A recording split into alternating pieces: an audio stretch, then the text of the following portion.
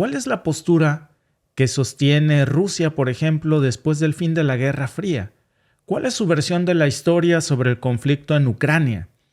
¿A quién culpa acerca del gasoducto Nord Stream 2 y de haber iniciado la guerra originalmente?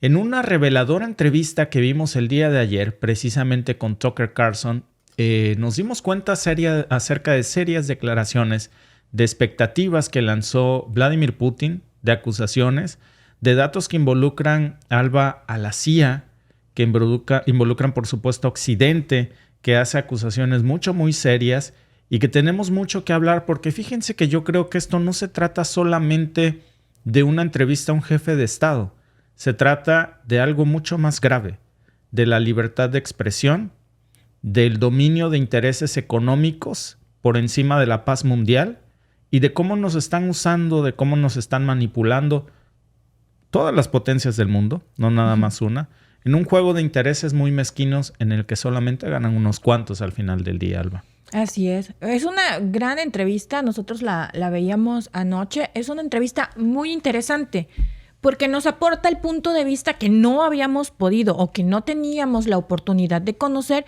de un jefe de Estado que está inmiscuido en uno de los conflictos que está marcando y que va a marcar este siglo, porque es un conflicto sumamente importante. Y conocíamos la postura, obviamente, de Ucrania, la postura de Occidente, la postura de la OTAN, pero no habíamos tenido la oportunidad de escuchar pues al primer señalado, en este caso, la otra versión de la historia, conocer sus puntos de vista y entonces sí como que tener un panorama más amplio de por qué llegó el conflicto a Ucrania, por qué se desató el conflicto, ahora sí conociendo la versión de la OTAN y la versión de Rusia, y ya puede uno más o menos dilucidar y sacar conclusiones acerca de por qué se llegó a esto. La versión de las cosas que consumimos de este lado del mundo es que Rusia comenzó la guerra en Ucrania, por ejemplo, por su política de expansionismo, porque quiere restablecer las fronteras de la URSS, porque le cae gordo a Ucrania, qué sé yo. ¿Cuál es la otra versión de las cosas? Porque según el presidente Vladimir Putin ayer, con la entrevista publicada con Tucker Carlson, sostuvo una versión muy diferente. Hablaba de amenazas físicas por parte de Occidente, incluyendo, por supuesto, una posible amenaza nuclear por parte de la OTAN. Hablaba de percepciones de amenazas que fueron un factor muy determinante para esas acciones militares que emprendió Rusia. Yo creo que comparto un poco el mensaje de Tucker Carlson previo a su entrevista, de que no animamos a nadie a que le crea a Vladimir Putin. Claro. Pero sí creo que todos debemos escuchar ahora esta versión de la historia, porque llevamos 2 años escuchando solo una, y entonces vale la pena escuchar qué tiene que decir Putin. Vamos por partes, vamos a ir por varios segmentos. Es una entrevista larga de más de 2 horas. Por supuesto que no vamos a tardarnos tanto. Hicimos un resumen de los puntos básicos más, digamos, polémicos en esta entrevista para ustedes, obviamente traducida al español. Y vamos a comenzar aquí con esto. ¿Por qué Putin inició esta guerra en Ucrania? ¿A qué se debe esa acusación que él hacía de una amenaza directa de la OTAN a Rusia? Usted explicó detalladamente que sintió una amenaza física del Occidente en la OTAN, incluyendo potencialmente una amenaza nuclear, y eso lo llevó a actuar. Es una caracterización justa de lo que dijo. Sí, entiendo que probablemente una larga secuencia no se ajusta al género de una entrevista. Así que pregunté si era un espectáculo o una charla seria, y usted dijo que era una charla seria. Así que, por favor, tengan paciencia conmigo. Estamos llegando al punto donde se estableció la Ucrania soviética. Luego, en 1991, la Unión Soviética colapsó y todo lo que Ucrania había recibido como un regalo de Rusia, bueno, se lo llevó. Generalmente, llegó al punto actual en el tiempo. El colapso de la Unión Soviética fue básicamente la iniciativa del liderazgo ruso. No entiendo qué estaban pensando en ese momento, pero sospecho que había varios elementos en su razonamiento. Varias razones. Primero, creo que el liderazgo ruso de entonces pensaba que los fundamentos, las relaciones básicas fundamentales entre Rusia y Ucrania, como el idioma común, porque el 90% en ese momento hablaba ruso, lazos familiares, ya que, ya saben, 1 de cada 3 rusos tiene familias u otros lazos en Ucrania, cultura común, historia común, religión común. Estos son fundamentos, ya saben, haber estado en un solo estado durante cientos de años. Estos son fundamentos. Al igual que las interconexiones económicas. Y eso es lo que llevó al liderazgo ruso a pensar que inevitablemente las relaciones serían buenas entre los dos países. Y, en segundo lugar, como ciudadano estadounidense, quiero que usted y su audiencia sepan que el liderazgo ruso pensaba que, está bien, la URSS dejaría de existir, pero no habría más líneas divisivas de naturaleza ideológica. También pensaban que Rusia, ya saben, voluntariamente, por su propia voluntad, decidió disolver la Unión Soviética pensando que el Occidente civilizado, por así decirlo, vería eso como una invitación a la amistad y la alianza. Eso es lo que Rusia esperaba esperar de los Estados Unidos. Y el Occidente colectivo en su conjunto. Había algunas personas inteligentes, en particular en Alemania, un político prominente del Partido Socialdemócrata, y en conversaciones personales con el liderazgo soviético antes del colapso de la Unión Soviética, insistía en que se debería establecer un nuevo sistema de seguridad colectiva en Europa. Sí, pensaba que se debería ayudar a la Alemania reunificada. Pero también se suponía que crearía un sistema de seguridad que involucrara a los Estados Unidos, Canadá, y dijo que si la OTAN se expandiera, sería como durante la Guerra Fría, pero solo más cerca de la frontera rusa. Era muy inteligente, pero nadie lo escuchó. Y saben, tenemos algunas charlas de archivos, y se enojó, dijo, si no nos escuchan, nunca volveré a pisar Moscú. Estaba muy frustrado con la Unión Soviética, y su profecía se hizo realidad. Bueno, por supuesto que se hizo realidad. Y usted ha mencionado esto muchas veces, creo que es un punto justo. Y muchos en América pensaron que las relaciones entre Rusia y Estados Unidos estarían bien con el colapso de la Unión Soviética, el fin de la Guerra Fría, que lo opuesto sucedió. Pero nunca ha explicado por qué cree que sucedió, excepto para decir que el Occidente teme una Rusia fuerte. Pero tenemos una China fuerte, el Occidente no parece tener mucho miedo de que sobre Rusia cree que convenció a los formuladores de políticas de que tenían que derribarla. El Occidente teme a una China fuerte más de lo que teme a una Rusia fuerte porque son solo 150 millones de personas en Rusia y son 1.5 mil millones de personas en China. Y también la economía de China está creciendo a más del 5% al año, así que el potencial es enorme. Ya saben, Bismarck solía decir que lo más importante es el potencial. Y China potencialmente es la economía más grande del mundo en términos de paridad de poder adquisitivo. Ha superado a los Estados Unidos. Qué interesante perspectiva, Alba, porque fíjate que hacen al principio de la entrevista como 28 minutos de historia. Interesantísimo. Por cierto, se ve que le di una cátedra de historia con fecha. Se ve que se sabe muy bien la historia de su país. Digo, el colmo que no. Lleva Exacto. 20 años gobernando, Imagínate. ¿verdad? Es parte de la historia. Pero yo creo que no todos los políticos, me atrevería a decir, por lo menos en Peña México. Nieto. Exacto. Sí. Por lo menos en México conocemos varias figuras políticas que no se saben la historia de México. Sí. El señor, por lo menos, sí se sabe la historia de Rusia. Eso quedó claro. De una cátedra de historia, Tucker Carlson hasta le regaló la historia de Rusia en ruso. Y le dijo, tú más tarde la puedes traducir al inglés. Porque mucho de eso como que se estaba desesperando Tucker en la conversación. Y, Sí. oye, ya llevamos 28 minutos aquí, casi media hora, y no hemos comenzado a hablar más que de historia para llegar a un argumento que parecía, Alba, que era un argumento más de Ucrania nunca ha dejado de ser parte de Rusia.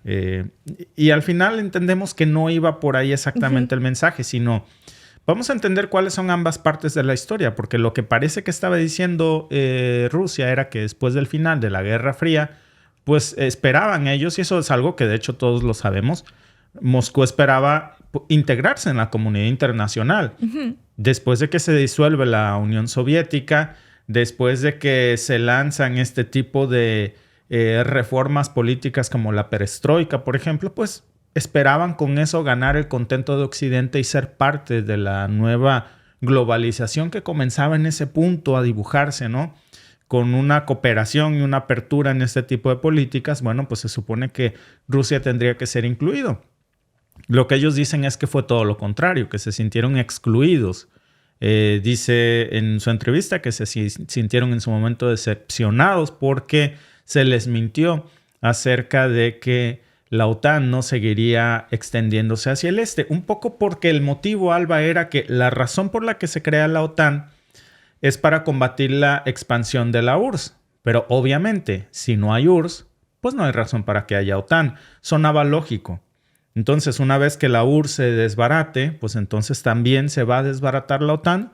No se va a desbaratar, pero no nos vamos a seguir expandiendo porque no hay razón para que nos sigamos expandiendo si la URSS ya no existe, la Unión Soviética. Y a pesar de esto, Putin dice en su entrevista, eso no pasó. Esa expansión siguió una y otra y otra y otra y otra vez, 31 veces, hasta hacer más de 30 países.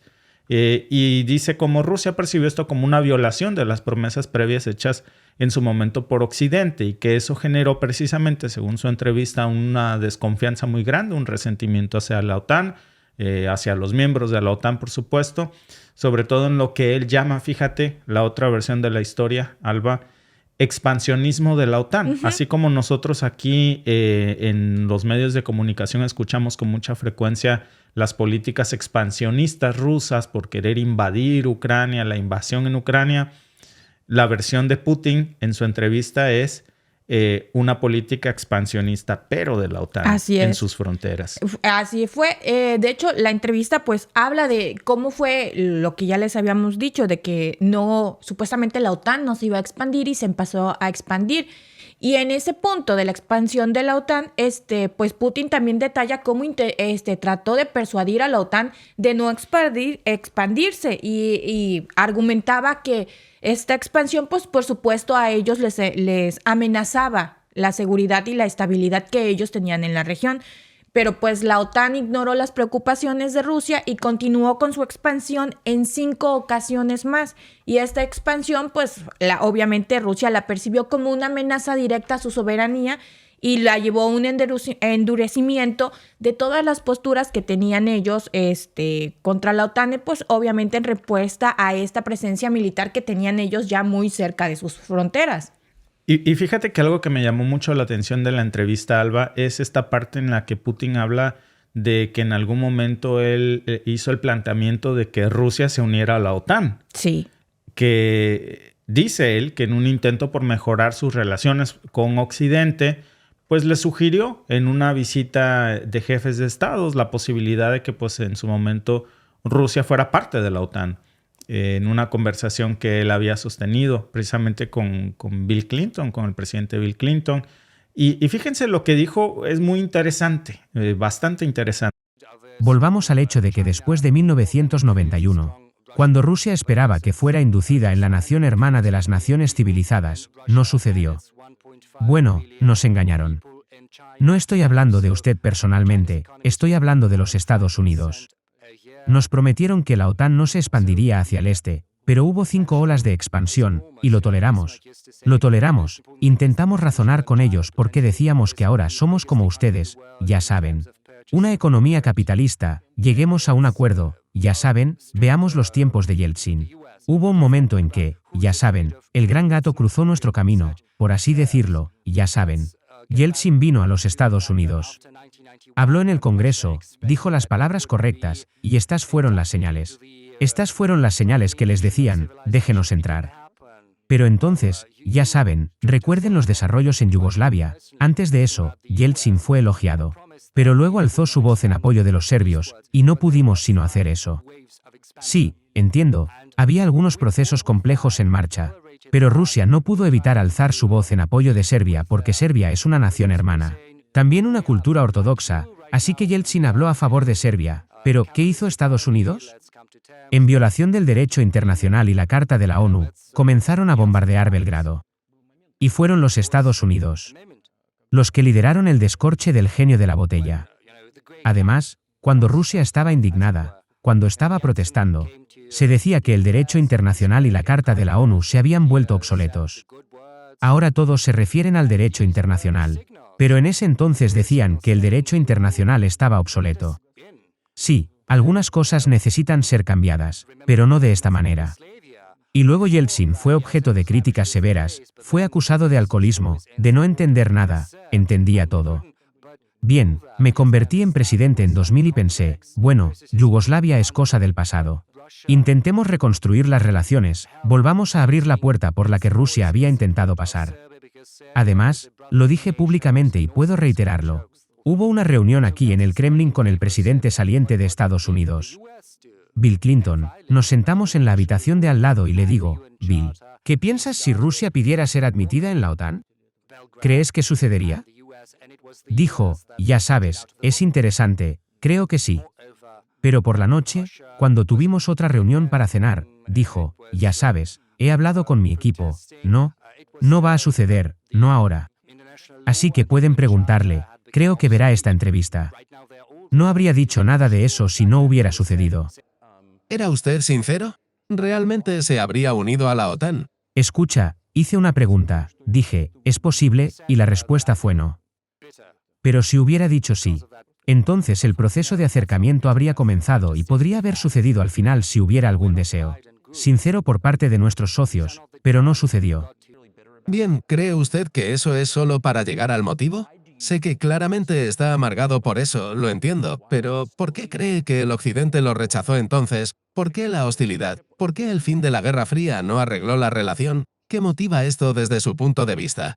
Dijo que me siento amargado por ese rechazo. No, eso no es amargura. Solo estoy exponiendo los hechos porque saben. No estamos casados y estos no son los términos que tenemos que usar al hablar de tales asuntos. Entendimos que no nos esperaban allí. Bien, dijimos, construyamos relaciones de otra manera. Busquemos un terreno común en otro lugar. ¿Por qué recibimos esa respuesta negativa? Deberían preguntarle a su gobierno. Solo podría adivinar, sería un país demasiado grande con su propia opinión. Bueno, vi cómo la OTAN resuelve y arregla asuntos. Solo un ejemplo que me gustaría citar, se aplica a Ucrania. Ya saben, Estados Unidos dice algo y todos los demás simplemente se sintonizan y siguen, y despiertan. No voy a abrir ningún secreto ni decir nada nuevo, pero ya saben, después de esa conversación, hicimos diferentes intentos de construir relaciones, solo para dar un ejemplo, ya saben. Durante los eventos en Medio Oriente e Irak, estábamos construyendo nuestras relaciones con Estados Unidos. De una manera muy prudente y cautelosa, y siempre les pedí a los Estados Unidos que no apoyaran el separatismo en el Cáucaso Norte, pero aún así continuaron con eso, apoyo financiero, apoyo informativo, incluso apoyo militar, y ese apoyo fluía desde los Estados Unidos. Y desde sus satélites, apoyo hacia las bandas terroristas en el Cáucaso Norte. Una vez hablé con un colega mío, un presidente de Estados Unidos, y planteé ese tema, y dijo, es imposible, dijo, ¿tienes pruebas? Y dije, sí, tengo pruebas, y le di esas pruebas, ¿y saben qué fue su respuesta?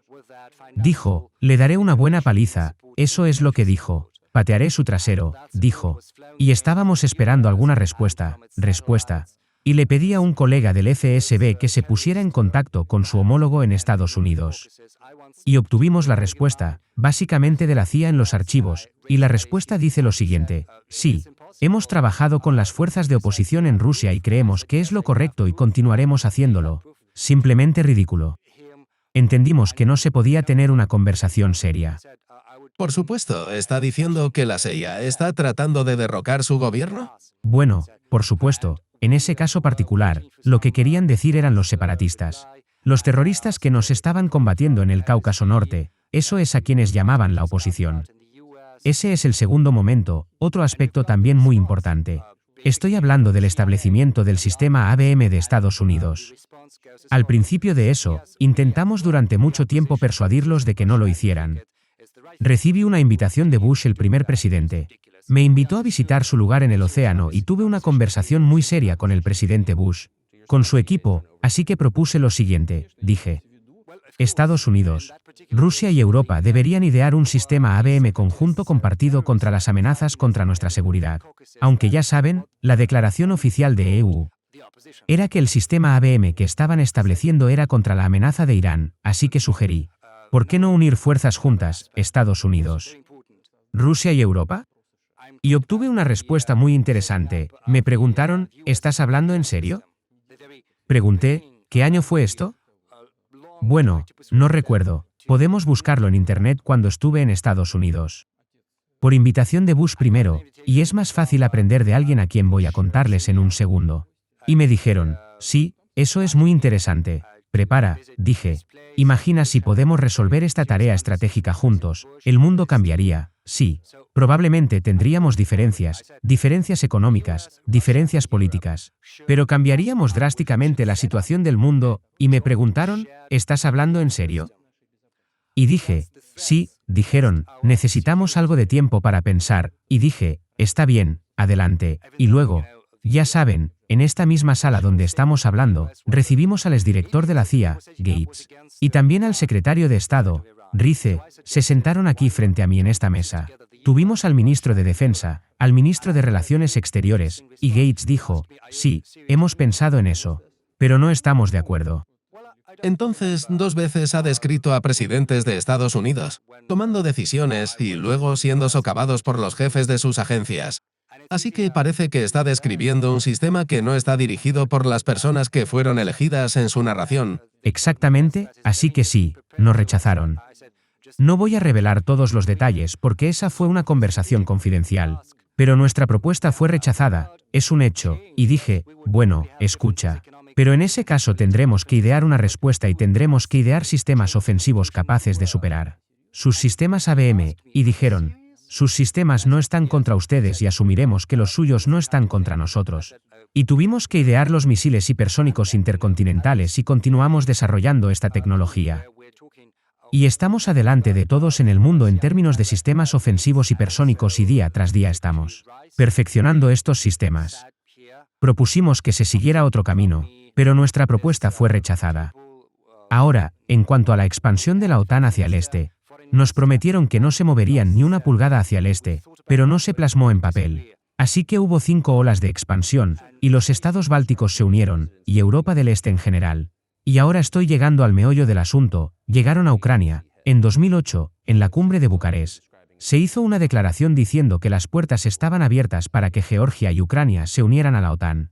Ahora, en cuanto a cómo se toman las decisiones en la OTAN, Alemania, Francia supuestamente estaban en contra, como algunos otros países europeos, pero ya saben, el presidente Bush es un tipo muy duro, y según me dijeron después, ejerció presión sobre ellos y tuvieron que ceder.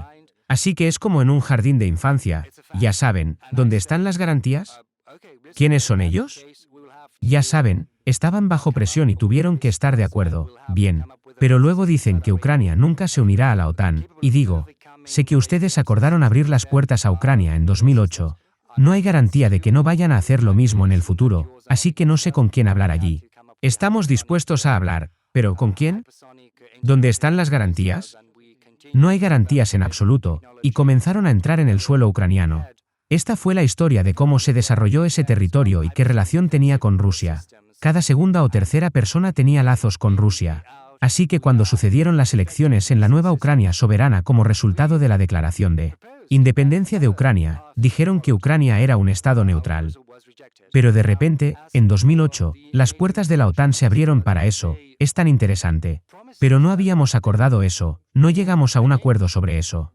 Todos los presidentes que llegaron al poder en Ucrania contaron con votantes, con el electorado que tenía una buena relación y una buena actitud hacia Rusia. El sureste de Ucrania siempre había tenido una buena actitud hacia Rusia, y ya saben, era muy difícil disuadir a este electorado, y el señor Yushchenko llegó al poder después, ganó la elección después de Yanukovych. Se organizó una segunda vuelta que no estaba consagrada en la constitución ucraniana. Esto fue realmente un golpe de Estado. Solo imaginen, alguien en Estados Unidos no le gustaría el resultado, ¿no? Antes de eso, antes de que el presidente Kuzma se retirara, Yanukovych ganó la elección. Pero sus oponentes no reconocieron su victoria. Y Estados Unidos apoyó a la oposición y se celebró una segunda vuelta que en realidad fue virtualmente un golpe de Estado, y Estados Unidos respaldó eso, y como resultado de esta segunda vuelta, como si a alguien no le gustara el resultado de la elección estadounidense y se celebrara una segunda vuelta que no está consagrada en la Constitución estadounidense. Así que Víktor Yushchenko llegó al poder en Ucrania. Era un político pro-occidental. Bueno, de todos modos establecimos algunos contactos de trabajo con él. Vino a visitarnos y fuimos a Kiev. Tuvimos reuniones informalmente también. Bien. Déjenlos ser pro-occidentales. ¿Está bien? Déjenlos hacer lo que quieran. Deberían tener sus propios desarrollos domésticos independientemente. Ya saben, después de que gobernó ese país, las cosas se deterioraron allí, y como resultado, Yanukovych una vez más llegó al poder. Puede que no haya sido el mejor presidente, no estoy seguro de querer dar ninguna evaluación, pero ya saben. El tema de la asociación con la UE se planteó, siempre fuimos bastante leales a eso, está bien. Pero cuando leímos el borrador del acuerdo, resultó ser un problema para nosotros porque nosotros y Ucrania teníamos una zona de libre comercio y fronteras aduaneras abiertas, y Ucrania, según ese acuerdo de asociación, abrió sus fronteras a Europa. Y eso inundaría nuestro mercado con bienes inútiles. Y luego dijimos que cerraríamos nuestras fronteras con Ucrania, nuestras aduanas. Y Yanukovych comenzó a hacer sus cálculos y contabilidad, si Ucrania perdería o ganaría. Y declaró a sus contrapartes ucranianas que tenía que pensarlo, y la actividad de oposición destructiva comenzó de inmediato, y terminó con el Maidán. Con un golpe de Estado en Ucrania, comerciaba más con Rusia que con la UE, Ucrania lo hacía, por supuesto. No se trata de los volúmenes de comercio, las cantidades. Se trata de los lazos de cooperación en los que la economía ucraniana confiaba. Y esos lazos de cooperación entre empresas y fábricas habían estado allí desde los tiempos soviéticos, como, ya saben, una empresa produciría componentes para el ensamblaje final, tanto plantas en Ucrania como en Rusia, y había una cooperación muy estrecha, pero el golpe de Estado sucedió después, fue perpetrado. Afortunadamente, bueno, no me gustaría hablar de detalles, pero, ya saben, Estados Unidos dijo, ustedes calmen a Yanukovych y nosotros apaciguaremos a la oposición, dijeron, déjenlo a la deriva. Dijeron hacia un acuerdo político, dijimos, está bien, estamos de acuerdo con eso, que así sea. Y Yanukovych se abstuvo de solicitar a las Fuerzas Armadas o la policía, mientras que la oposición armada en Kiev perpetró un golpe de Estado. ¿Cómo puedo considerar eso y evaluarlo? Y como resultado, Yanukovych una vez más llegó al poder. Puede que no haya sido el mejor presidente. No estoy seguro de querer dar ninguna evaluación, pero ya saben. El tema de la asociación con la UE se planteó, siempre fuimos bastante leales a eso, está bien. Pero cuando leímos el borrador del acuerdo, resultó ser un problema para nosotros porque nosotros y Ucrania teníamos una zona de libre comercio y fronteras aduaneras abiertas, y Ucrania, según ese acuerdo de asociación, abrió sus fronteras a Europa. Y eso inundaría nuestro mercado con bienes inútiles. Y luego dijimos que cerraríamos nuestras fronteras con Ucrania, nuestras aduanas. Y Yanukovych comenzó a hacer sus cálculos y contabilidad, si Ucrania perdería o ganaría. Y declaró a sus contrapartes ucranianas que tenía que pensarlo. Y la actividad de oposición destructiva comenzó de inmediato. Y terminó con el Maidán, con un golpe de Estado en Ucrania. Comerciaba más con Rusia que con la UE. Ucrania lo hacía, por supuesto, no se trata de los volúmenes de comercio, las cantidades. Se trata de los lazos de cooperación en los que la economía ucraniana confiaba. Y esos lazos de cooperación entre empresas y fábricas habían estado allí desde los tiempos soviéticos, como, ya saben, una empresa produciría componentes para el ensamblaje final, tanto plantas en Ucrania como en Rusia, y había una cooperación muy estrecha, pero el golpe de Estado sucedió después, fue perpetrado, afortunadamente. Bueno, no me gustaría hablar de detalles, pero, ya saben, Estados Unidos dijo, ustedes calmen a Yanukovych y nosotros apaciguaremos a la oposición, dijeron, déjenlo a la deriva. Dijeron hacia un acuerdo político. Dijimos, está bien, estamos de acuerdo con eso, que así sea. Y Yanukovych se abstuvo de solicitar a las Fuerzas Armadas o la policía, mientras que la oposición armada en Kiev perpetró un golpe de Estado. ¿Cómo puedo considerar eso y evaluarlo? ¿Quién eres? Le pregunté, con el respaldo de Estados Unidos. ¿Respaldando a quién? Con el respaldo de la CIA. Definitivamente, esta es una entidad de la que querías formar parte, gracias a Dios no fuiste aceptado. Aunque es una entidad seria, mis ex contrapartes, trabajé en la primera oficina, la dirección principal del servicio de inteligencia soviético, y ellos eran nuestros oponentes. Bueno, ya saben. Esto es trabajo, bueno, técnicamente hicieron lo correcto, lograron lo que querían, los resultados que querían, cambiaron el poder en Ucrania, pero políticamente fue un error colosal, y el liderazgo político probablemente debería haber calculado de otra manera, y deberían haber pensado a qué llevaría eso. En 2008 abrieron las puertas de la OTAN a Ucrania. En 2014 se perpetró un golpe de Estado con ayuda, y esto fue un golpe de Estado. Y aquellos que no reconocieron esto fueron perseguidos y crearon una amenaza para Crimea. Y tuvimos que tomar a Crimea bajo nuestro protectorado. Comenzaron la guerra en Donbass, aplicando artillería y aviación contra civiles en Donbass. Tenemos las imágenes con aviones de combate bombardeando Donetsk sobrevolando eso. Y tuvieron una operación militar importante, fallaron y tuvieron otra, y otra. contra el telón de fondo del desarrollo militar de ese territorio de la OTAN y las puertas abiertas de la OTAN.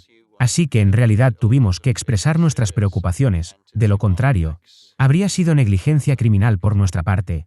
Habría sido negligencia criminal porque el liderazgo político estadounidense nos llevó al límite que no podíamos cruzar, eso destruiría a Rusia, y tuvimos que apoyar a nuestros compatriotas de Crimea, a nuestros correligionarios. ¿Cuál fue el detonante para usted?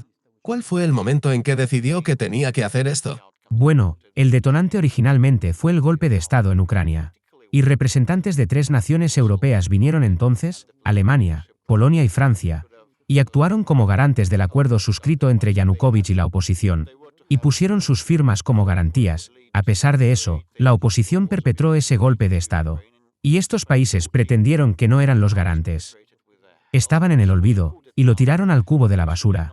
Y no estoy seguro de si hay algún conocimiento en Estados Unidos sobre los garantes y este acuerdo entre la oposición y el gobierno de Yanukovych, y en lugar de un acuerdo político, apoyaron el golpe, respaldaron el golpe, no había punto en eso, créanme, porque Yanukovych estuvo de acuerdo con todo.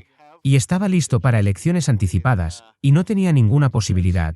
No tenía ninguna posibilidad de tener éxito, de ganar, ¿por qué? Entonces perpetrar este golpe y todas esas víctimas, ¿y por qué plantear una amenaza a Crimea y lanzar una operación contra Donbass? No puedo entender eso, no puedo imaginarlo, esta es la mala calculación de ellos, y la CIA hizo su parte. Jugó su parte. Uno de los subsecretarios de Estado dijo que habían gastado alrededor de $5.000 millones en eso. ¿Pero por qué hacer eso? Eso podría haberse hecho legalmente, legítimamente, y sin la pérdida de Crimea para ellos. Y no habríamos movido un dedo. No habríamos movido un dedo si no hubiera sucedido los desarrollos sangrientos en el Maidán. En ese momento acordamos que después del colapso de la URSS, las fronteras serían como acordadas. Nunca acordamos ni aceptamos que habría bases militares de la OTAN allí sin ninguna conversación con nosotros. Rogamos durante décadas, no hagan esto, no hagan eso. Esto en realidad actuó como un detonante para los desarrollos recientes. Y con respecto a los desarrollos recientes, el liderazgo de Ucrania declaró que no cumplirían con los acuerdos de Minsk que se firmaron después de los desarrollos de 2014 en Minsk con un plan establecido para un acuerdo pacífico en Donbass. Y el liderazgo ucraniano de hoy, su ministro de Relaciones Exteriores y otros funcionarios y el presidente dijeron que no les gustaba nada sobre el paquete de medidas de Minsk y que no se adherirían a ellas. Y los exlíderes de Francia y Alemania dijeron eso hace alrededor de un año, dijeron en público, en todo el mundo, que habían firmado ese acuerdo, pero no habían tenido la intención de ejecutarlo. De cumplirlo, ya saben, nos tomaron el pelo. ¿Había alguien con quien hablar? Llamó a un presidente de Estados Unidos, a un secretario de Estado y dijo, si siguen militarizando Ucrania con fuerzas de la OTAN, esto va a ser ¿vamos a actuar? Les dijimos eso, se lo dijimos. Nos dirigimos al liderazgo estadounidense y a los líderes europeos reclamando que se detuviera de inmediato. Y que se ejecutaran los acuerdos de Minsk. Era nuestro requisito, nuestra demanda, estaba listo para cumplir. Para honrar, esto no es algo fácil para Ucrania con mucha autonomía para Donbass, pero estaba convencido. Era mi creencia sincera de que si pudiéramos persuadir a esas personas que viven en Donbass para que regresaran al Estado ucraniano, y tenían que ser persuadidos, las heridas sanarían, estaba seguro, y tarde o temprano, gradualmente, esa parte del territorio ucraniano encajaría nuevamente en el marco general de referencia de Ucrania, y las pensiones y asignaciones se pagarían una vez más. Pero nadie quería eso en Ucrania, querían actuar solo con la ayuda de la fuerza militar, y terminó con esta situación. Y declararon en Ucrania que no cumplirían con el paquete de medidas y comenzaron la guerra en 2014. Y nuestro objetivo, nuestra meta, es detener esta guerra. No lanzamos la guerra en 2014. Ahora estamos tratando de detener eso. Son acusaciones, Alba, con una implicación bastante delicada. Bastante delicada. Sí, porque señala que al transcurso de la entrevista, como dicen, siempre hay pruebas, ¿no? Obviamente, un jefe de Estado de cualquier país, siempre que se reúne con alguien, pues tiene fotografías. Entonces, cuando él dice, me reuní con el presidente Bush padre, que es al que se refiere, que primero se reunió con él, pues luego le tocó Bush Jr., muestran las fotografías. A lo largo de la entrevista, cuando él dice, me reuní con tal presidente en tal lugar, hay fotografías de las reuniones que fueron, pues, obviamente más secretas, más como confidenciales. De esas no hay fotografías, de esas pues como dice Víctor, han de tener la versión estenográfica de lo que dijeron. Claro. Pero sí relata muchas cosas que dices, puedo ir dilucidando, porque como él dice, buscaba unirse a la OTAN. Y la implicación del por qué no, porque le dice, Sí. ¿tú por qué crees que te negaron el acceso a la OTAN? En la sola idea, porque no fue un ingreso o una solicitud de ingreso formal, sino una conversación. Seguramente por eso Carlson le preguntó, ¿estaba siendo serio en esa pregunta? Yo creo, evidentemente Putin no estaba siendo serio en su pregunta. Seguro fue una estrategia para medir hasta dónde podía ser serio la acusación de la OTAN.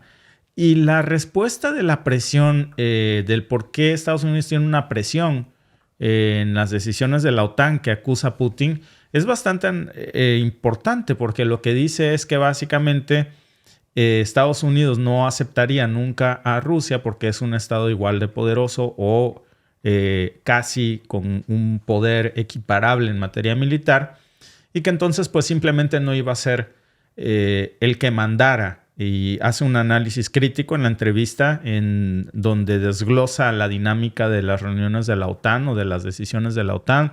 Incluso hace referencia a influencias ejercidas por Estados Unidos en las decisiones que la OTAN toma, o sea, a órdenes más que a decisiones conjuntas. Y dice que el resto de los estados tienen que hacer caso ciego a lo que Estados Unidos diga sin poder poner oposición alguna a las decisiones que se toman, y que seguramente Rusia iba a romper con ese status quo o con ese equilibrio de poder en la OTAN, bueno, desequilibrio de poder, mejor dicho, y eso pues alteraría la dinámica con la que la OTAN se maneja. Después, fíjense, hace una acusación también seria pero no novedosa acerca de cómo se controla la información que se sostiene en los medios de comunicación para que se utilicen como propaganda militar de los países occidentales. Por supuesto, y ayer hablábamos de esto con ustedes en este podcast acerca de cómo cada país tiene esos sistemas de comunicación social, por no quererles decir propaganda, ¿no? Rusia tiene RT, de hecho les vamos a mostrar un clip ahorita de RT, a ver si no nos censuran el en vivo, precisamente porque está prohibido utilizar información de RT en muchas redes sociales. ¿Por qué? Porque RT o Russia Today es un canal de información rusa, pero vemos cómo no está prohibido usar Deutsche Welle, DW en español, que es un canal de información alemán. Al contrario, eso te lo meten hasta por la cocina. Y después vemos una cantidad infinita de medios propagandistas como CNN, como un montón, que realmente lo que hacen es difundir una propaganda de una sola versión de las cosas. Todos los países tienen esto, no creo, y en esto sí estoy de acuerdo con lo que dice Putin, pero a la vez no, porque eso lo incluye a él. Rusia también tiene sus medios propagandistas, pero de lo que está hablando Putin aquí a continuación es de cómo Occidente controla la gran cantidad de los medios propagandistas del mundo, y que entonces eso genera un sesgo en la difusión del periodismo serio. Y en eso me parece que sí coincido, por el simple hecho de que no puedes hablar de lo que tú quieras en estos medios, en estas redes sociales, porque hay una extrema censura. No podemos hablar de los sistemas de vacunación, no podemos cuestionar a las grandes industrias farmacéuticas, no podemos hablar de lo que piensa libremente, por ejemplo, la perspectiva china o rusa, etc. Este tipo de entrevistas están causando mucho escozor. O Venezuela, por ejemplo, porque hay sanciones. Recuerdo que hace unos años... Ayer nos hablabas de Ina Genova, creo que se llama. Ajá, Ina Genova. Ay, sí, perdón, amigos. El apellido no lo tengo, la verdad. La pronunciación es difícil, pero por supuesto que es una youtuber, una periodista que tenía una visión influenciada, por supuesto, por su ciudadanía rusa. Pero nosotros deberíamos de tener la capacidad de ver qué es lo que piensa un periodista ruso y compararlo con qué es lo que piensa un periodista estadounidense y confrontar las versiones. ¿Por qué tenemos que quedarnos solamente, porque solo se nos permite ver lo que sucede en una parte del mundo y se nos prohíbe, como si fuéramos niños chiquitos, escuchar lo que tiene que decir la otra? Mira lo que dijo Putin. Pero estoy un poco confuso, no lo alcanzo de entender. Se trata del mayor acto de terrorismo, de la mayor emisión de CO2 a la atmósfera. Y si ustedes tienen pruebas, ¿por qué no las presentan y ganan esta guerra de propaganda? Sería muy complicado derrotar a Estados Unidos en la guerra de propaganda, porque Estados Unidos controla todos los principales medios internacionales y muchos medios de información económicos. Por supuesto, el principal beneficiario de los medios europeos son los fondos estadounidenses. No lo sabe. Por eso nos costaría mucho participar en esta guerra de propaganda. Podríamos simplemente poner de manifiesto nuestras fuentes de información sin llegar a ningún resultado. Todo el mundo ya tiene claro qué pasó. Incluso en Estados Unidos lo saben. Pues sí, es cierto, todos, incluido ellos, tienen sus guiones que les reparten a sus aliados, es decir, en los medios de comunicación. Y no nos vamos a asustar, tampoco vamos a decir son los malos de la historia, porque es lo que se utiliza en muchos países. Ahí está el DW de Alemania, en Estados Unidos ya les hemos mostrado, también tienen un guión que leen completamente en varias cadenas televisivas. Es lo que se acostumbra. Entonces, decir que solo de un lado pasa, lo que sí es que obviamente al tener una mayor cantidad de medios controlados de un lado, solo se permite que un mensaje llegue y los demás no. Hay otra gran diferencia enorme. Una cosa es la propaganda y otra es la censura informativa. Claro. Yo voy de acuerdo en que cada país tenga su propaganda disfrazada de canalito de YouTube enorme, llámese DW, llámese RT, llámese NN. Hay de nosotros si queremos verlo y creerles lo que nos dicen. Hay de nosotros si queremos creer sanamente que al gobierno alemán se le ocurrió un día, oye, güey, ¿y si hacemos un canal de YouTube? Para iluminar el mundo. Para iluminar el mundo me late. Oye, pero también en español. Oye, pero aquí hablamos alemán. Sí, pero pues ¿por qué no? No, eso no pasó nunca. Eso evidentemente es una estrategia de comunicación social para esparcir al resto de los hispanohablantes y en India y en Japón y en otras partes del mundo su visión de las cosas. Está muy bien. Adelante. Puede que yo coincida con su visión de las cosas y puede que me guste ver muchos de sus documentales. De hecho, algunos me gustan y otros son propaganda pura. RT, algunos de sus reportajes tienen información valiosa que no nos muestran de este lado del mundo. Nosotros no somos tontos. Sabemos qué comprar y qué versión no. Exacto. Pero eso, que es propaganda, es una cosa. Otra muy distinta es que como en tus países están fundados YouTube, Facebook, Instagram y hasta ChatGPT y todas estas versiones de inteligencia artificial, entonces les prohíbas a esas plataformas generar cualquier información que atente en contra de tu agenda gubernamental. Exacto. Promover cualquier contenido que vaya en contra de tu opinión, porque a eso se le llama dictadura, represión y censura. Y no se supone que deba de pasar eso en el país de las libertades. No, sobre todo cuando veíamos notas que después de que se anunció que ya estaba la entrevista, que fue muy, muy sonada por todos lados.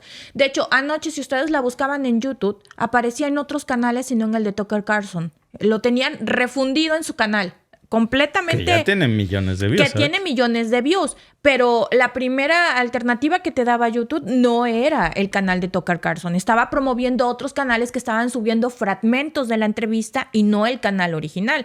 No le convenía. La Unión Europea lo quería sancionar, que no podía pisar suelo de la Unión Europea para regresar a Estados Unidos.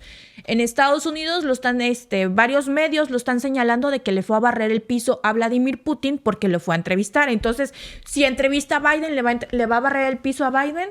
Con todo y la censura, en estos momentos, el video de la entrevista en YouTube de Tucker Carlson tiene 6.5 millones de views en 18 horas. Con todo y la censura. Si no hubiera censura en estos temas, les apuesto que tendría 60 millones de views en un tiempo tan corto.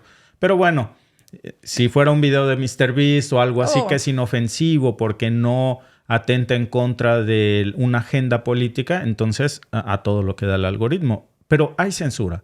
Evidentemente la hay, Alba. Sí, completamente.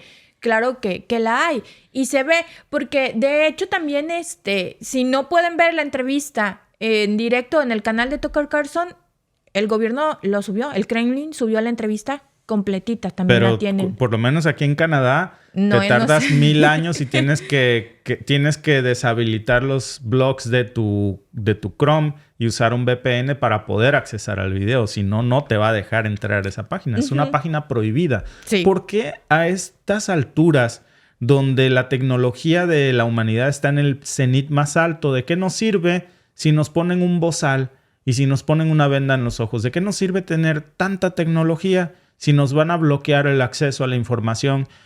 Y una cúpula reducida, muy por encima de nosotros, decide qué podemos ver y qué no podemos ver, porque somos demasiados tontitos como para saber todo lo que pasa en el mundo. Entonces ellos deciden por nosotros qué ver y de quién verlo. Y eso es bastante peligroso. Oye, mira, dice aquí nuestro amigo Speedy Tronzales que llegó el efecto Trudeau a Estados Unidos. Le quieren congelar sus cuentas bancarias a Tucker Carlson y ser acusado de traición y espionaje. ¿Será cierto eso? Yo ya había visto Sí, una Yo acusación de creo un que republicano. No sé Idea de Justin Trudeau ha de ser. si había una acusación de un republicano, ¿no? Me parece, en contra de esto. Habría que ver pues si es la acusación de un congresista o si es algo serio, pero nosotros debemos de tratar de combatir esto desde nuestra trinchera, con un medio de comunicación, con un canal de YouTube, con una red social, compartiendo este tipo de contenidos, de verdad comentando. Amigos, por cierto, ¿quién explotó el Nord Stream 2 y por qué? El famoso gasoducto que conectaba a Rusia con Alemania para darle gas a precios de nada, súper baratos. Era una maravilla. Era de una la maravilla de la ingeniería. ingeniería. Recuerdo muy bien ese discurso. Recién llegadito Biden como presidente dijo, vamos a parar el Nord Stream 2. Y dijo, le preguntó una reportera específicamente, ¿pero cómo lo va a hacer si ya está funcionando? Y recuerdo muy bien cuando Joe Biden dijo, I will. De alguna u otra manera lo haré. Y lo hizo. Dice que no fue él, pero curiosamente alguien lo explotó. Dicen que fueron paramilitares pro-ucranianos. Incluso Alemania, a pesar de que sabe que se culpan a fuerzas pro-ucranianas, no se sintió el gobierno alemán irritado con eso, a pesar de que le hizo un daño profundo a su economía, a pesar de que gracias a eso y muchos otros factores, el Producto Interno Bruto de Alemania hoy no solo no tiene crecimiento alguno, sino que tiene una contracción del menos 0.5%.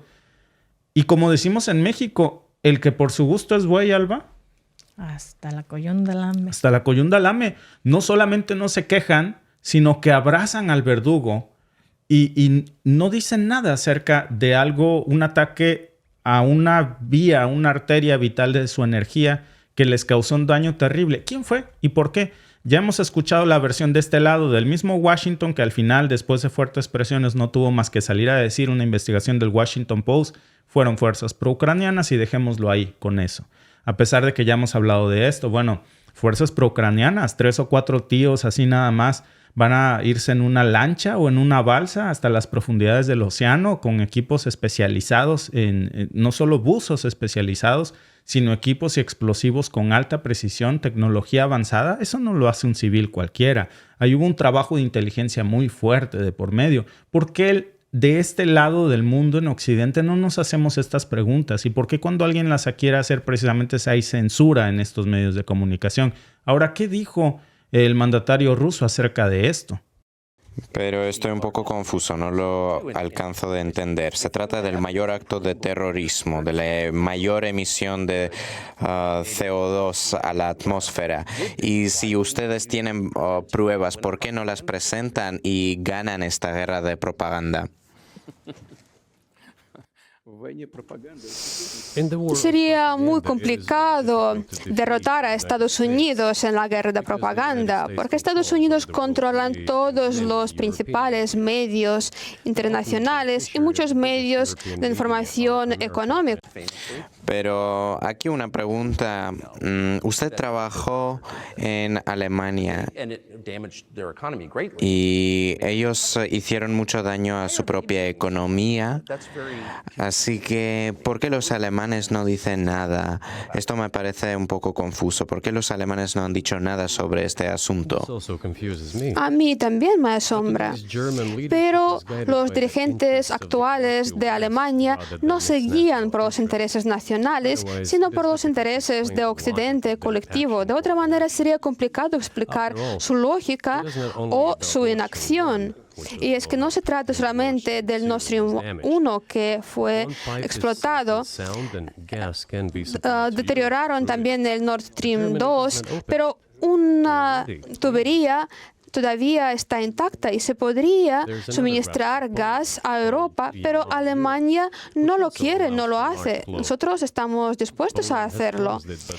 Existe también otra ruta a través de Polonia, se llama Yamal Europa, y también se podría utilizarlo, pero Polonia cerró este trayecto, pero Polonia come de la mano de los alemanes, recibe dinero de los fondos europeos.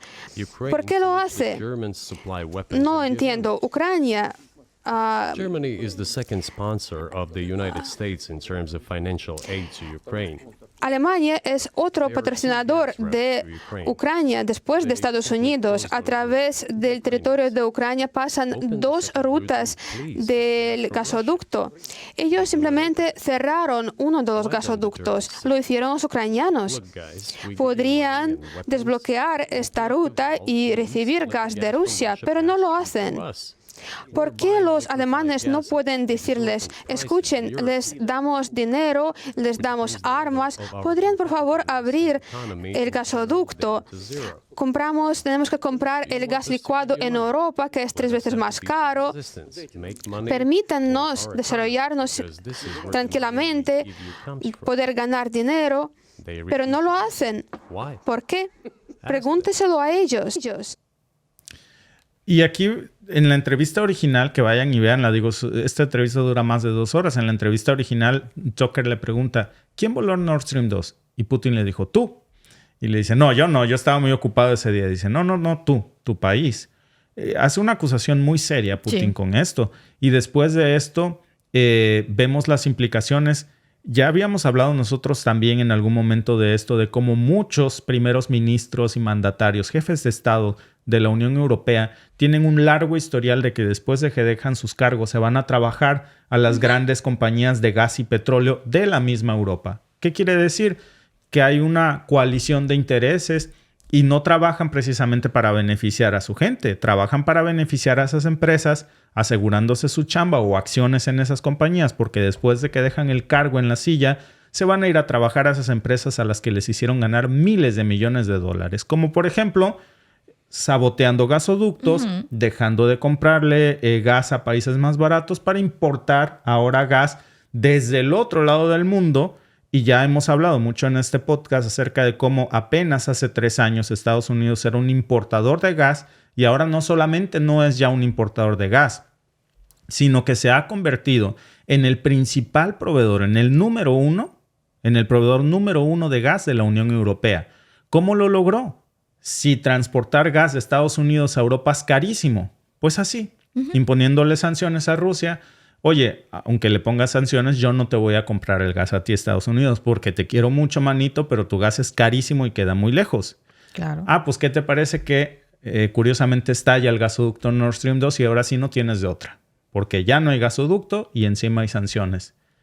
Lo peor de todo es que, como decíamos hace rato, el que por su gusto es güey, hasta la coyunda lame. No solamente no se quejan, no solamente no exijan investigaciones, sino que encima de todo aplauden unas sanciones que son una farsa total, que no han funcionado, que como hablábamos ayer, el Producto Interno Bruto de en Rusia ha crecido más que todos los países del G7. Y entonces, pues algo aquí simplemente no está funcionando, Alba. No, algo definitivamente, pues no funcionó, porque son unas sanciones realmente que lo único que hicieron fue aventar a Putin con China, a que se aliaran. ¿Qué pasa cuando le pones sanciones a un gigante económico como lo es China y le pones sanciones a otro gigante que es Rusia y que tienen el mismo malestar en común? tus sanciones, tu política de sanciones, pues van a buscar unirse para ver cómo sobreviven a llevar eso, tus sanciones. Y en ese porvenir de las sanciones, de que tú me pones una sanción, tú me pones otra, encuentro un aliado que me puede ayudar y que tiene una de la población más grande del mundo, con 1.500 millones de habitantes, que me puede comprar el gas. Entonces, pues se lo voy a vender a él. El segundo aliado que encontró fue India, que es la segunda nación con la segunda población mundial más grande, son 1.400 millones. Entonces, imagínate, tiene las dos poblaciones mundiales más grandes, China e India, consumiendo sus productos, India comprando de más, refinando y revendiendo el producto. A la Unión Europea. A la Unión Europea, pues dice, fue la salida que me dejaste. Yo tengo el producto, mi política, mi economía se financia de mis recursos energéticos. Yo voy a seguir comerciando con quien quiera hacer negocio conmigo. China quiere hacer negocio, lo voy a hacer. India quiere hacer negocio, lo voy a hacer. Y por debajo del agua, los países que sancionan lo estaban haciendo. Veíamos hace unos días, Estados Unidos le está comprando uranio a Rusia. Sí. Depende del uranio de Rusia.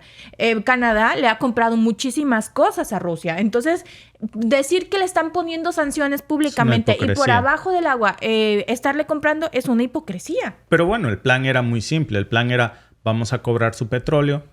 Chitón, nadie le compre petróleo a más de $60 el barril. Fracaso total. De eso se puso de acuerdo el G7 supuestamente. Y luego el G7 le estaba comprando petróleo en el punto más alto a más de 80.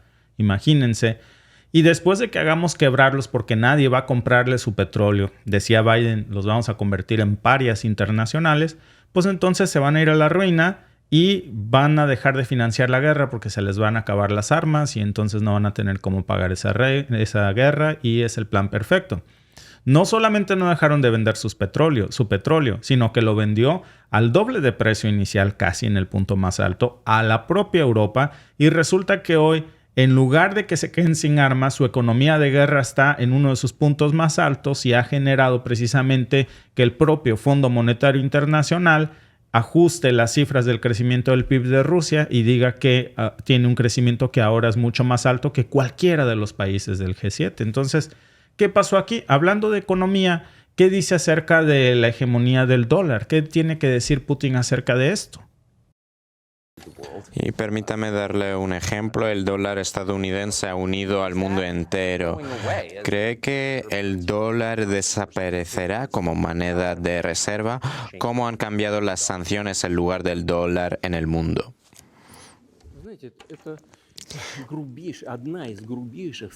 Sabe, creo que utilizar al dólar como una herramienta en la lucha política es una de las faltas estratégicas más graves de los dirigentes políticos de Estados Unidos. El dólar es el fundamento del poderío de Estados Unidos. Creo que todos se dan cuenta de ello. No importa cuántos dólares imprimen, se van esparciendo, distribuyendo por todo el mundo. La inflación en Estados Unidos es muy baja, creo que se trata de un 3% o 3,4%, totalmente aceptable para Estados Unidos. Y eso que imprimen mucho dinero. Eso lo demuestra la deuda de 33 billones. Alba, perdón, y eso que se equivocó, son 34 y contando, o sea, y eso que como decíamos, tú reflexionabas antes del podcast de esto, y eso que imprimen dólares como si fuera máquina de tortillas en día de fiesta patronal. Sí, ahora imagínense que le decía yo a Víctor, si no tuvieran la máquina de las tortillas, ¿qué harían? Sobre todo, o sea, ¿qué haría la administración de Biden? Que es la que ha llevado a este punto insostenible. Porque se ha acabado todo. O sea, ¿qué harían? Evidentemente. Y ahí está uno de los problemas que, bueno, pues hay que analizar. Pero vamos a ver qué sigue diciendo sobre esto. Sin embargo, cuando los dirigentes decidieron utilizarlo como un arma para mantener el poderío de Estados Unidos. apenas los dirigentes políticos tomaron la decisión de utilizar al dólar como herramienta de la lucha política, dañaron mucho este poderío estadounidense. No quisiera utilizar algunas expresiones de baja índole, pero es una tontería y un gran error. Miren qué ocurre en el mundo, incluso entre los aliados de Estados Unidos,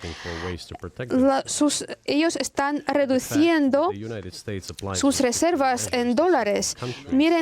Todos miran qué está pasando y buscan maneras de asegurarse. Pero si Estados Unidos toma estas medidas restrictivas como limitar las transacciones, congelar los fondos, etc., esto es una señal de alarma para todo el mundo. Antes del año 2022, un 80% de las transacciones de Rusia se realizaron en dólares y euros. Y un 50% de nuestras transacciones con las terceras partes. Y ahora creo que se trata solamente de 13%. Pero nosotros no prohibimos utilizar el dólar, no es lo que buscamos hacer. Estados Unidos tomaron la decisión de restringir nuestras transacciones en dólares. Creo que es muy tonto desde el punto de vista de los intereses de los propios Estados Unidos, de los contribuyentes estadounidenses, porque esto afecta a la economía estadounidense y... Alba, que si afecta esto a la economía estadounidense, pues claro, y ha afectado a las economías mundiales. Al final del día nos pegaron un balazo en el pie. Y alguien puede decir que no está de acuerdo con esta opinión, pero el mismo Fondo Monetario Internacional sale precisamente ayer, al mismo momento en que se estaba publicando esta entrevista, a decir precisamente esto, de lo que hablábamos, que el Producto Interno Bruto de Rusia, a pesar de las sanciones, crece más que todas las economías del G7 y es increíble. Sí, sobre todo cuando dices, tienes a 7 naciones que se supone que tienen todo para comerciar, todo para hacer, no tienen las sanciones y no logras vencer al que supuestamente ibas a doblegar e ibas a hacer un par internacional. En cambio, tienes un problema muy fuerte con una de esas 7 naciones, que es Alemania, que lejos de que su economía crezca, en el 2023 se contrajo. Entonces, algo en tus sanciones le está repercutiendo a uno de tus aliados. Tendrías que reevaluar cómo... ¿En qué momento del mundo pensaron que privar a grandes potencias del uso del dólar iba a beneficiar al dólar? El dinero es dinero y no reconoce. El dinero hace negocios.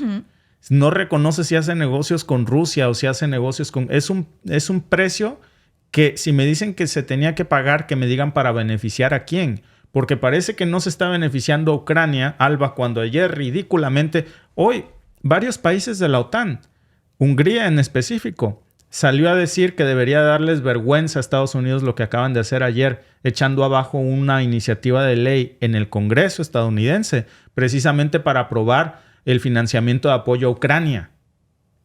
Cuando la Unión Europea les acaba de autorizar, si mal no recuerdo, creo que 50,000 millones de euros, algo así, una cifra enorme, y Estados Unidos echa abajo eso y dice, no hay ayuda para Ucrania. Entonces, esto no ha beneficiado ya a Ucrania porque hoy no están recibiendo ayuda. Esto no ha beneficiado al Producto Interno Bruto de Estados Unidos porque vemos como Rusia está creciendo más que el Producto Interno Bruto de Estados Unidos, que el de Canadá. Alemania, su economía se ha contraído, no solamente no crece, sino que está en números rojísimos. Vamos a ver cómo cierra esta reflexión.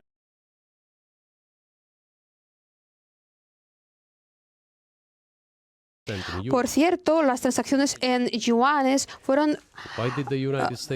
se situaban más o menos en 3% y ahora se trata de 34%. ¿Para qué Estados Unidos lo hizo? Solo puedo explicarlo con una falta de previsión. Pensaban que nuestra economía colapsaría, pero no colapsó. Más aún, miren, otros países, también países productores de petróleo, empiezan a pronunciarse y ya están pagando por el petróleo en yuanes. Pues sí, es cierto. Sí. En yuanes, Argentina, decíamos, pagó una parte de su deuda en yuanes. O sea, ya estamos viendo... Se acabó el petrodólar. Exacto, se acabó el petrodólar. Ya estamos viendo el inicio de lo que Putin dijo en uno de sus discursos, el inicio del mundo multipolar, en donde ya no solo se utiliza el dólar estadounidense para comerciar, ahora lo pueden hacer en rublos, lo pueden hacer... India lo estaba haciendo en rupias, que es su moneda. Obviamente China lo estaba haciendo en yuanes, que es su moneda. Entonces cada país tiene la libertad ahora de poderlo hacer con su propia moneda. Y esto es lo que le está causando un fuerte impacto al dólar estadounidense, principalmente cuando era el petrodólar y pues ya no es más el petrodólar. Ahora cada país está comerciando con sus propias monedas en el precio del petróleo y Rusia está encabezando eso. Gracias por vernos. Si te ha gustado este clip, síguenos en vivo para ver nuestro programa completo de lunes a viernes en nuestros canales de YouTube y Facebook. Suscríbete, comparte con tus amigos y déjanos tus comentarios. Te esperamos en vivo.